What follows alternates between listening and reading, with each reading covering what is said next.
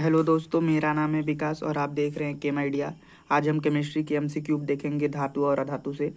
इससे पहले भी मैंने केमिस्ट्री के एमसीक्यूब धातु और अधातु से अपलोड किया हुआ है इस चैनल पे। आप चाहें तो उन्हें देख सकते हैं। उन एमसीक्यूब को देखने से आपकी परीक्षा में आपको बहुत सारी मदद मिलेंगी। तो आप अगर उन्हें नहीं देखे हैं तो ज़रूर से ज़रूर उन्हें देखें, क्योंकि लगभग मैंने 80 एमसीक्यूब क्वेश्चन धातु और अधातु से पहले ही अपलोड कर दिया है। तो अब आगे फिर इसी चैप्टर से कुछ और एमसीक्यूब मैं लेकर आया हूँ धातु और अधातु से। तो इन्हें देखें और क्वेश्चन को करने का प्रयास कीजिए, ठीक है। तो पहला क्वेश्चन है हमारा कि एल्युमिनियम, कॉपर और सिल्वर धातुओं की विद्युत तथा उसमें चालकता का कौन सा क्रम सही है। आपको बताना है कि एल्युमिनियम, कॉपर और सिल्वर में विद्युत तथा उष्मा की चालकता का क्या क्रम होगा। मतलब किसमें करंट का फ्लो सबसे तेजी से होता है और किसमें उष्मा का फ्लो सबसे तेजी से होता है और किसमें सबसे कम होता है। इस क्रम को आपको बताना है। तो आपको पता है कि जो मेरा जो सिल्वर होता है, एजी जो है, इसमें जो है विद्युत का प्रवाह क्या होता है भाई, सबसे तेजी से होता है। तो ये दो ऑप्शन तो ऊपर के कट ही जाएंगे, तो बचे दो नीचे के ऑप्शन। तो अब उसके बाद पता है कि कॉपर का उपयोग सबसे ज़्यादा किया जाता है। किसका? कॉपर की तार का उपयोग सबसे ज़्यादा उपयोग किया जाता है। एल्युमिनियम का थोड़ा कम किया जाता है। तो जो सबसे ज़्यादा क्रियाशील हो जाएगा वो कौन हो जाएगा भाई? वो हो जाएगा एजी, फिर कौन होगा? सीयू, फिर कौन होगा? एल्युमिनियम। तो सही क्रम हो जाएगा एजी, एयू। सही क्रम क्या हो जाएगा? एजी, उसके बाद सीयू, उसके बाद क्या हो जाएगा भाई? एल। तो ये जो है उष्मा और विद्युत की चालकता का सही क्या हो जाएगा? क्रम हो जाएगा, ठीक है दोस्तों। चलिए, इसका जो सही ऑप्शन है वो है सी। चलिए अगले क्वेश्चन पे चलते हैं। अगला क्वेश्चन है कि ऐसी कौन सी धातु है जिसे पीटकर 0.0001 मिमी से भी कम मोटाई की पतली चादर में परिवर्तित किया जा सकता है। आप समझ रहे हैं, बहुत पतली चादर बनाई जा सकती है। तो मेरे भाई, आपको पता है कि जो गोल्ड होता है सबसे ज़्यादा जो पीटा जा सकता है, पीट कर चादर के रूप में फैलाया जा सकता है, वह है गोल्ड। और इसी को सबसे ज़्यादा तन्यता का गुण भी सबसे ज़्यादा गोल्ड में ही पाया जाता है, यानी एयू, जिसका प्रतीक होता है एयू, जिसको हम सोना भी बोलते हैं, ठीक है। तो गोल्ड में सबसे ज़्यादा जो होता है वह गोल्ड को हम सबसे ज़्यादा जो है पीट के चादरों के रूप में फैला सकते हैं। अगर किसी धातु को पीट करके चादर के रूप में फैलाते हैं तो इस गुण को हम कहते हैं क्या? आघात वर्धनीयता का गुण। और अगर किसी धातु को खींचकर तार के रूप में पतला से पतला खींच देते हैं तो उसको हम कहते हैं तन्यता का गुण, ठीक है। तो हमसे पूछा था कि सबसे 0.001 मिमी कम से मोटाई वाला चादर किससे बनाया जा सकता है। तो मेरे भाई वो है हमारा क्या? सोना। तो ऑप्शन नंबर सी इसका भी क्या हो जाएगा? करेक्ट हो जाएगा। चलिए अगले क्वेश्चन पे चलते हैं। अगला क्वेश्चन है हमारा कि ऐसी कौन सी धातु है जिसमें लगभग अदृश्य तार खींचे जा सकते हैं, जिससे लगभग अदृश्य मतलब दिखाई न देने वाला तार खींचा जा सकता है। आपको इन चार ऑप्शन में बताना है कि वह कौन सा मेटल है जिससे न दिखने वाला तार खींचा जा सकता है। तो मेरे भाई, जो टंगस्टन है उससे आप अदृश्य तार को क्या कर सकते हैं? खींच सकते हैं। टंगस्टन जो है, इसकी सहायता से आप क्या सकते हैं?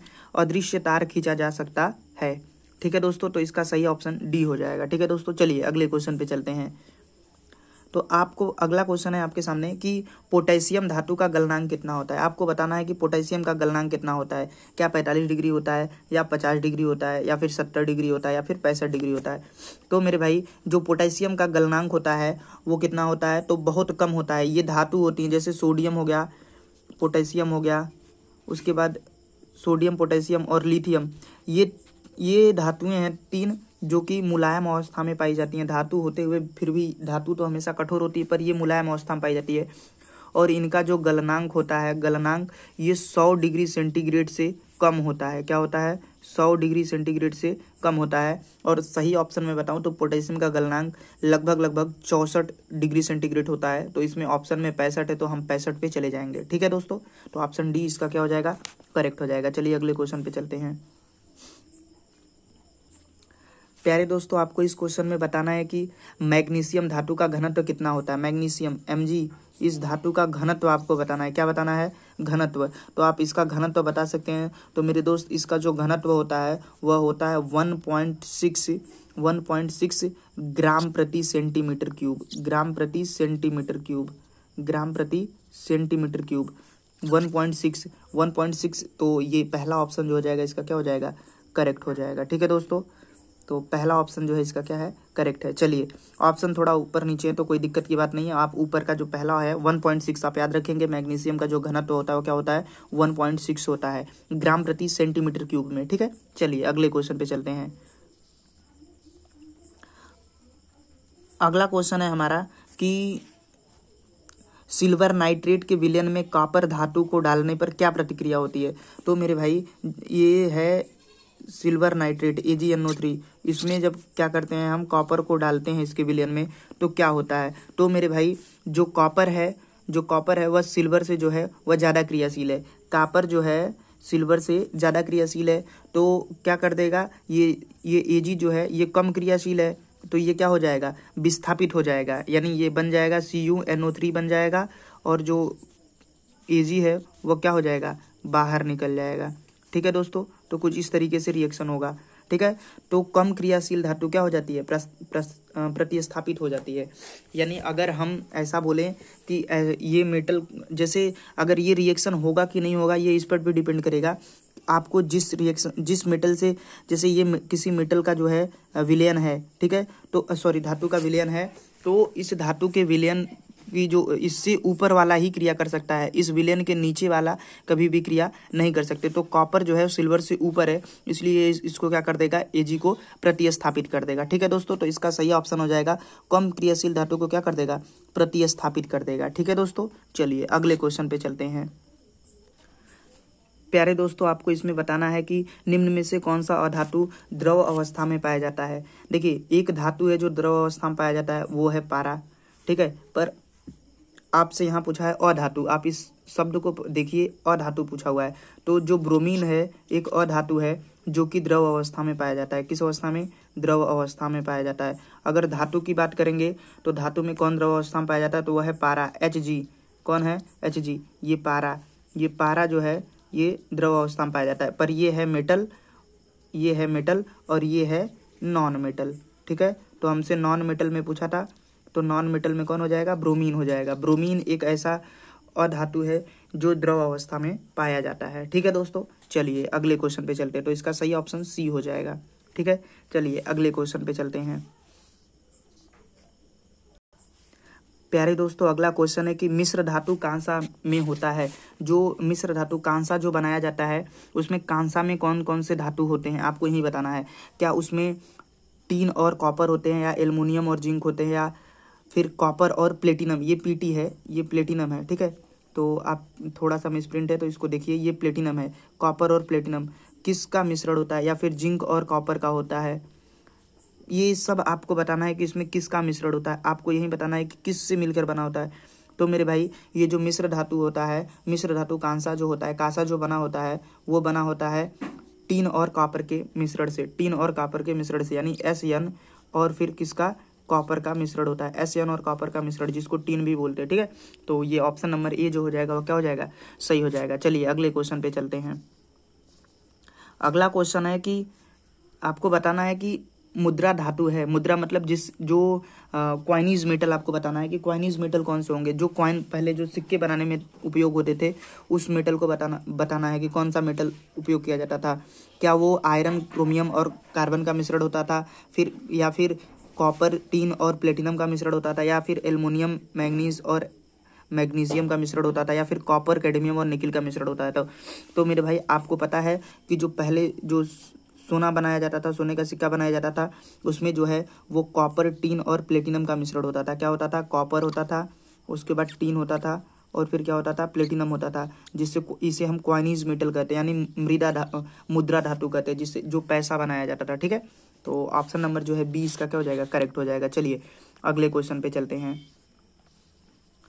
अगला क्वेश्चन है हमारा कि गुणों के आधार पर तत्वों को कितनी श्रेणियों में विभाजित किया गया है। तो मेरे भाई, गुणों के आधार पर हम तत्वों को, आपको पता है कि गुण के आधार पर हम तत्वों को 3 भागों में बांट सकते हैं। कितने भागों में, 3 भागों में। पहला क्या था मेरा, धातु था। ठीक है, दूसरा क्या था, अधातु,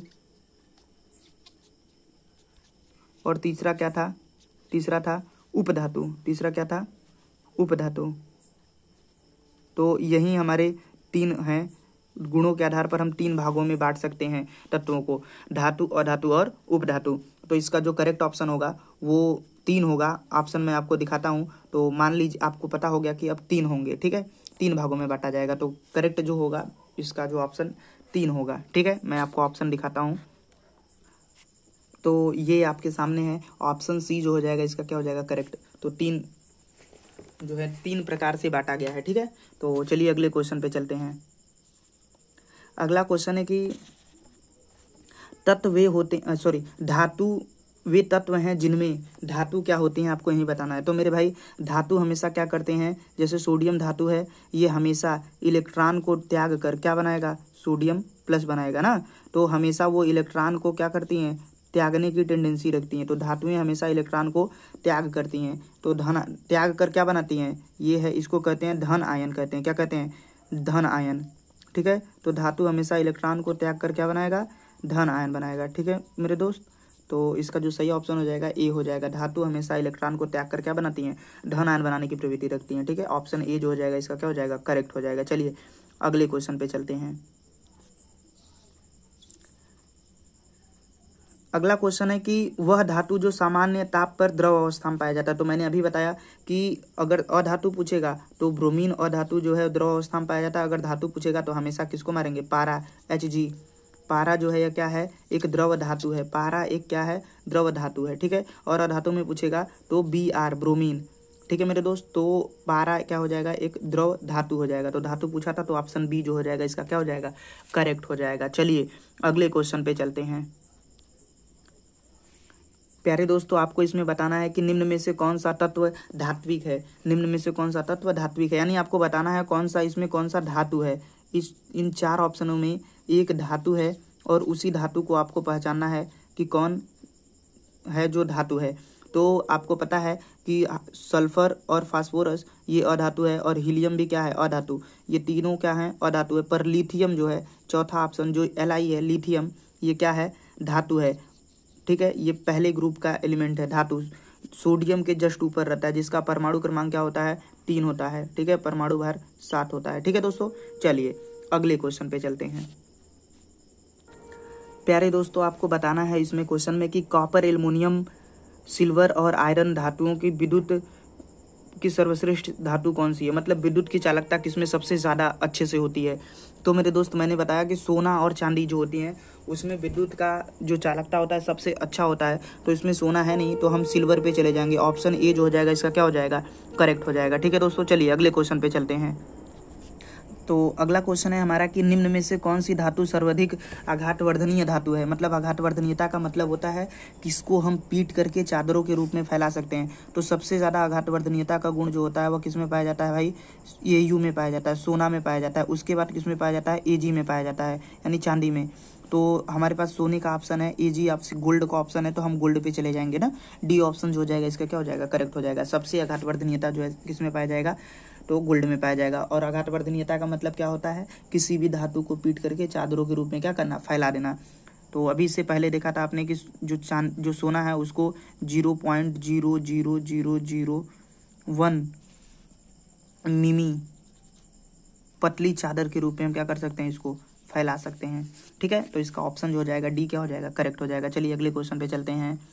अगला क्वेश्चन है कि बोला जा रहा है, एकदम इजी क्वेश्चन है, बोला जा रहा है कि धातुओं को पतले तार के रूप में खींचने की क्षमता को क्या कहते हैं। मैंने कई बार बोला धातुओं को पतले तार के रूप में खींचने की क्षमता को क्या कहते हैं, तन्यता कहते हैं। क्या कहते हैं दोस्तों, तन्यता कहते हैं। और धातुओं को पीट कर चादरों के रूप में फैलाना क्या कहलाता है, आघातवर्धनीयता कहलाता है, ठीक है। और उसके बाद ये ऑप्शन नंबर जो हो जाएगा इसका ए क्या हो जाएगा, करेक्ट हो जाएगा। चलिए अगले क्वेश्चन पे चलते हैं। प्यारे दोस्तों आपको इस क्वेश्चन में बताना है कि ऐसी कौन सी धातु है जिसका प्रयोग बल्ब का फिलामेंट बनाने में किया जाता है।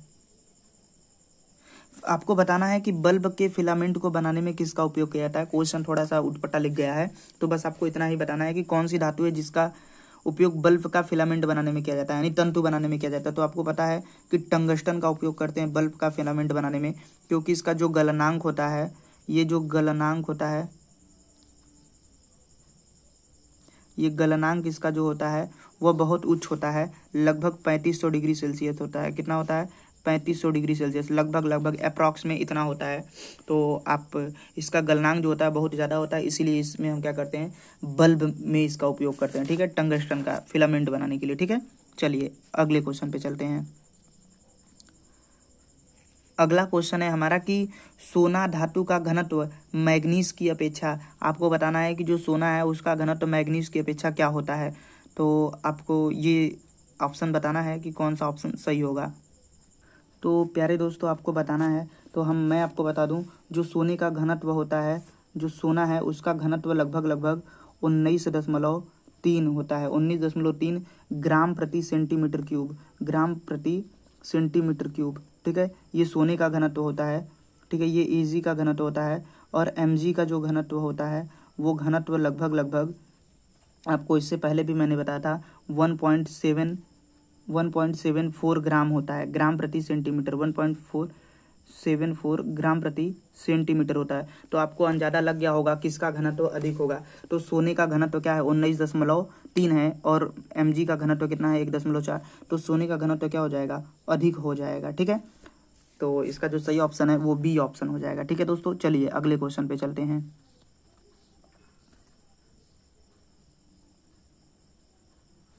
प्यारे दोस्तों अगला क्वेश्चन थोड़ा सा समझने वाला है। आपको बताना है कि एल्युमिनियम धातु का उपयोग खाना पकाने वाले बर्तनों के निर्माण में किया जाता है।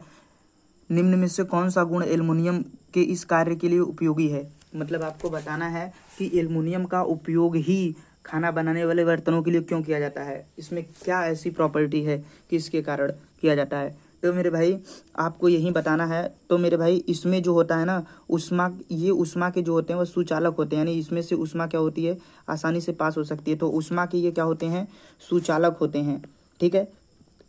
उष्मा के सुचालक होते हैं, और साथ ही इनका जो गलनांक होता है वो क्या होता है, उच्च होता है। एल्युमिनियम का जो गलनांक होता है वो क्या होता है, उच्च होता है, जिसके कारण हम क्या करते हैं, इसमें खाना बनाने वाले बर्तन में क्या करते हैं, इसका उपयोग करते हैं। तो पहला और चौथा जिस ऑप्शन में होगा वो क्या हो जाएगा, सही हो जाएगा। तो डी ऑप्शन इसका क्या हो जाएगा, करेक्ट हो जाएगा, ठीक है दोस्तों। चलिए अगले क्वेश्चन पे चलते हैं।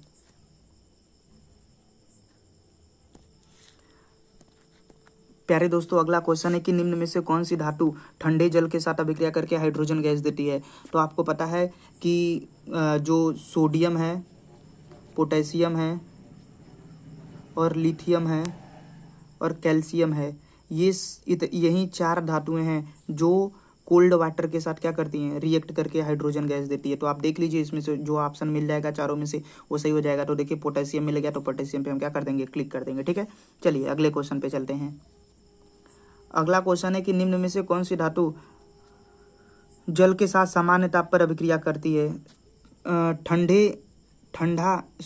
ये थोड़ा सा ये आगे जो है ये गड़बड़ लिख गया है। आपको बस इतना ही बताना है कि निम्न में से कौन सी धातु जल के साथ सामान्य ताप पर अभिक्रिया कर लेती है। आपको यही बताना है कि जल के साथ पर सामान्य ताप पर अभिक्रिया कर लेती है, तो वो जो है सोडियम है। सोडियम ठंडे जल के साथ सामान्य ताप पर अभिक्रिया क्या कर लेती है। तो जल के साथ सामान्य ताप पर अभिक्रिया कौन सी धातु करती है, तो वो है मेरा सोडियम धातु, ठीक है दोस्तों। चलिए अगले क्वेश्चन पे चलते हैं।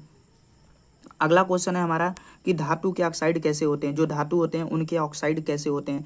तो मेरे दोस्त आपको बताना है कि धातु के ऑक्साइड कैसे होते हैं। तो आपको पता है कि धातु के ऑक्साइड कैसे होते हैं, क्षारीय होते हैं। कैसे होते हैं, क्षारीय होते हैं। और अधातु के ऑक्साइड कैसे होते हैं, अम्लीय होते हैं, ठीक है दोस्तों। तो इसका हमसे पूछा था धातु के ऑक्साइड, तो इसका जो है बी ऑप्शन जो हो जाएगा वो क्या हो जाएगा, करेक्ट हो जाएगा। चलिए अगले क्वेश्चन पे चलते हैं। दोस्तों इस क्वेश्चन में आपको बताना है कि कुछ धातुएं जैसे एल्युमिनियम, जिंक, लेड यानी पीबी, और बीई जो है ऑक्सीजन के साथ अभिक्रिया करके ऑक्साइड का निर्माण करते हैं। ये सभी धातु हैं, तो ऑक्सीजन के साथ रिएक्ट करके ऑक्साइड का निर्माण करेंगी। इन ऑक्साइडों की प्रकृति आपको बताना है। जैसे एल्युमिनियम ने ऑक्सीजन के साथ अभिक्रिया किया, ठीक है, तो एक ऑक्साइड बनेगा जिसको हम कहते हैं Al2O3 बनेगा, ठीक है। और जिंक ने जब ऑक्सीजन के साथ रिएक्ट किया, जिंक जब ऑक्सीजन के साथ रिएक्ट करेगा तो बना लेगा क्या, ZnO, ठीक है। तो इन जो ऑक्साइड बन रहे हैं, इन ऑक्साइड की प्रकृति क्या होगी। तो मेरे दोस्त ये जो ऑक्साइड बनते हैं ये उभयधर्मी ऑक्साइड बनते हैं। कैसे ऑक्साइड बनते हैं, उभयधर्मी ऑक्साइड। तो इसका जो सही ऑप्शन है वो डी ऑप्शन क्या हो जाएगा, करेक्ट हो जाएगा, ठीक है दोस्तों। चलिए अगले क्वेश्चन पे चलते हैं। अगला क्वेश्चन है हमारा, निम्न में से कौन सी धातु जो अम्ल से हाइड्रोजन को स्थापित करेगी, मतलब आपको बताना है इसमें कौन सी धातु है जो अम्ल से अभिक्रिया करके हाइड्रोजन गैस को क्या करेगी, मुक्त करेगी। तो सक्रियता श्रेणी में हाइड्रोजन के ऊपर जितनी भी धातुएं हैं सभी धातुएं एसिड के साथ यानी अम्ल के साथ रिएक्ट करके क्या देती हैं, हाइड्रोजन गैस। तो सक्रियता श्रेणी में मैग्नीज जो है हाइड्रोजन के ऊपर है, तो यह जब एसिड के साथ अम्ल के साथ अभिक्रिया करेगी, यह जब अम्ल के साथ अभिक्रिया करेगी तो मेरे दोस्त ये हाइड्रोजन गैस को क्या करेगा, रिलीज करेगा। ठीक है दोस्तों, तो इसका जो सही ऑप्शन हो जाएगा वो क्या हो जाएगा, Mg, पहला ऑप्शन जो है इसका क्या हो जाएगा, करेक्ट हो जाएगा। बाकी सभी ये जो तीनों हैं, ये तीनों के तीनों धातुएं जो हैं सक्रियता श्रेणी में या विद्युत रासायनिक श्रेणी में हाइड्रोजन के क्या है, नीचे हैं। ठीक है दोस्तों, चलिए अगले क्वेश्चन पे चलते हैं। अगला क्वेश्चन है हमारा, निम्न में से कौन सी धातु, आपको बताना है निम्न में से कौन सी धातु अम्ल के साथ हाइड्रोजन को स्थापित नहीं करेगी। इसमें पूछा है नहीं करेगी, बस केवल यही बताना है। तो आपको यही बताना है कि इनमें कौन सी धातु है जो हाइड्रोजन के साथ अम्ल के साथ अभिक्रिया करके हाइड्रोजन को मुक्त नहीं करेगी। ठीक है दोस्तों, तो आपको पता है कि Mg अभिक्रिया कर लेती है, आयरन भी अभिक्रिया कर लेगा और जिंक भी अभिक्रिया कर लेगा। तो आयरन हो गया मेरा, ये हो गया, और ये गलती से लिख गया है यहाँ पर हम ये होना चाहिए गैलियम Ga होना चाहिए। ठीक है, गैलियम कर लीजिए आप, तो ये रिएक्ट नहीं करेगा। ठीक है, ये धातु, या फिर आप कह सकते हैं कि यहाँ पे कॉपर होगा या कॉपर हो सकता है, ये होमिस प्रिंट हो गया है तो आप कॉपर को ले सकते हैं यहाँ पे। ठीक है, इस ऑप्शन में इसको आप कॉपर कर लीजिए, अच्छा होगा। ठीक है, तो कॉपर जो है ये रिएक्ट नहीं करेगा। ठीक है दोस्तों, चलिए तो सी ऑप्शन पे आप कॉपर कर लीजिए, कॉपर है वहाँ पे, वो गलती से जी यूं लिख गया है तो सी यूं होना चाहिए। ठीक है, तो कॉपर जो है वह अम्ल के साथ हाइड्रोजन को विस्थापित नहीं करेगा क्योंकि वह सक्रियता श्रेणी में हाइड्रोजन के क्या होता है, नीचे होता है। ठीक है, एक बार आप सक्रियता श्रेणी देखेंगे ये सारे क्वेश्चन आपको फटाफट आ जाएंगे, जुबान से आ जाएंगे। नहीं देखे हैं तो सक्रियता श्रेणी का वीडियो मेरी चैनल पे अपलोड है, उसको आप देखिए और फटाफट सीख सकते हैं ये सब। ठीक है, चलिए अगले क्वेश्चन पे चलते हैं। प्यारे दोस्तों, आपको बताना है कि पीतल है, आपको बताना है पीतल क्या है। तो प्यारे दोस्तों, पीतल जो है एक मिश्र धातु होता है। क्या होता है, मिश्र धातु। पीतल क्या है, एक मिश्र धातु है। मिश्र धातु, पीतल क्या है, मिश्र धातु है। ये किस किस चीज का मिश्रण होता है इसमें, तो इसमें जो है कॉपर का और उसके साथ जिंक का मिश्रण होता है। जो कॉपर होता है वह 70% होता है और जो जिंक होता है वह लगभग 30% होता है। ठीक है, तो कॉपर और जिंक का मिश्रण होता है कौन, पीतल। जो पीतल होता है वह कॉपर और जिंक का मिश्रण होता है उसमें, और कॉपर जो होता है वह 70% होता है और जिंक जो होता है वह 30% होता है। ठीक है, ये मिश्र धातु है। तो पीतल जो है वह क्या है, एक मिश्र धातु। ऑप्शन बी जो हो जाएगा इसका क्या हो जाएगा, करेक्ट हो जाएगा। चलिए अगले क्वेश्चन पे चलते हैं। अगला क्वेश्चन है मेरा कि जब एल्युमिनियम कार्बाइड का जल अपघटन किया जाता है, किसका, एल्युमिनियम कार्बाइड। एल्युमिनियम कार्बाइड का फार्मूला मैं आपको बता दिखाता हूँ। इसका फार्मूला होता है Al2C2, Al2 और C2। ये एल्युमिनियम कार्बाइड है। जब इसका जल अपघटन करेंगे मेरे दोस्त, जब इसका जल अपघटन करेंगे तो क्या बनेगा, तो मेरे भाई जब जल अपघटन करते हैं तो यहाँ पे बनता है C2H4 बनता है। क्या बनता है, C2H4 प्लस में Al2O बनता है। क्या बनता है, Al2O बनता है। ठीक है, C2H4 बनता है। मेन हमारा यही है कि क्या बनता है, तो ये C2H4 बनता है। इसी को आप ऐसे भी लिख सकते हैं CH2 डबल बॉन्ड CH2। ठीक है, आप आगे पढ़ेंगे इसको, CH2 डबल बॉन्ड CH2। तो इसका नाम क्या है, तो इसका नाम जो है वो है मेरा क्या, इसका नाम है एसिटिलीन है। क्या है, एसिटिलीन। प्यारे दोस्तों माफ कीजिएगा, यहाँ एसिटिलीन बनेगा, C2H2 बनेगा। क्या बनेगा, C2H2 बनेगा। यहाँ पे C2H2 कर लीजिएगा, एसिटिलीन बनेगा, C2H2 बनेगा। ठीक है, तो ये बनता है C2H2, एसिटिलीन बनता है। ठीक है, तो ये बनेगा। जब एल्युमिनियम कार्बाइड का जल अपघटन करेंगे तब एसिटिलीन बनेगा। ठीक है, एसिटिलीन बनेगा। ऑप्शन 3 सही हो जाएगा इसका। ठीक है, और मैं आपको बता दूं ये तो एल्युमिनियम कार्बाइड है, ये क्या है, एल्युमिनियम कार्बाइड का जल अपघटन। अगर कैल्शियम कार्बाइड का जल अपघटन करेंगे तब, जैसे यहाँ पे कैल्शियम कार्बाइड होता है CaC2, ये है कैल्शियम कार्बाइड। जब इसका जल अपघटन करते तो क्या होता, तो इसका जल अपघटन करते तो हमको CH4 बनता। क्या बनता, CH4, मेथेन बनता। ठीक है, तो कैल्शियम कार्बाइड का जल अपघटन कराते हैं तो मेथेन बनता है, और एल्युमिनियम कार्बाइड का जल अपघटन कराते हैं तो एसिटिलीन बनता है। ठीक है, एसिटिलीन का फार्मूला ये यहाँ पे 2 नहीं रहेगा, आप C2H2 रहेगा, और यहाँ पे ट्रिपल बॉन्ड, एक बॉन्ड और आ जाएगा, 2 बॉन्ड से 3 बॉन्ड हो जाएगा। ठीक है, तो इसका जो ऐसे आप कुछ यहाँ लिख देता हूँ मैं, CH3 CH triple bond CH, ये एसिटिलीन है। ठीक है दोस्तों, या आप इसको जनरली आप ऐसे भी लिख सकते हैं C2H2। ठीक है, तो हमसे एल्युमिनियम कार्बाइड का जल अपघटन पूछा था, तो एल्युमिनियम कार्बाइड का जल अपघटन करेंगे तो एसिटिलीन बनेगा, और कैल्शियम कार्बाइड का जल अपघटन करेंगे तो मीथेन। आप दोनों क्वेश्चन याद रखेंगे। ठीक है दोस्तों, तो मैं आशा करता हूँ कि आपको वीडियो अच्छा लगा होगा। अगर अच्छा लगा है तो चैनल को सब्सक्राइब, वीडियो को लाइक और वीडियो को शेयर करें दोस्तों के साथ, ताकि जो पढ़ने वाले बच्चे हैं उनके पास भी ये वीडियो पहुँच सके। ठीक है, तो चलिए मिलेंगे अगली वीडियो में, तब तक के लिए धन्यवाद।